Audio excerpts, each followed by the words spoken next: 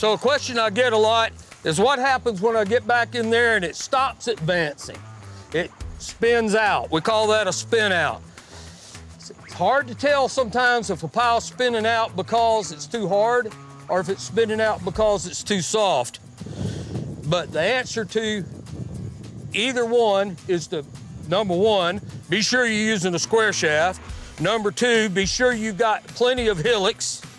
And then if you're hitting a rock or soft rock or chalk or shale or coquina or something back in the ground and you're trying to get a penetration to it, then there are things you can do to modify the front of that hillocks, which will give you a better chance of getting a bite. Okay, so we backed it out of the ground and we're going to modify it to help it get a better bite in stone. First thing I'm going to do is make sure that the leading edge isn't cupped, isn't bent in, and other than that, I think this one's ready to trim.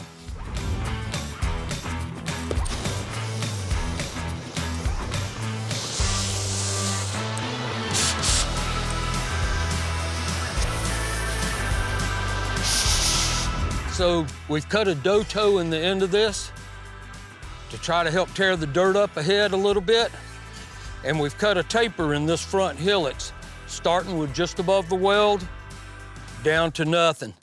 This helps that leading edge to get a sharp point in the rock. This won't always work. It won't work in hard rock, but in chalk or shale or something like that, it'll help you get a bite and maintain torque. That's the important part.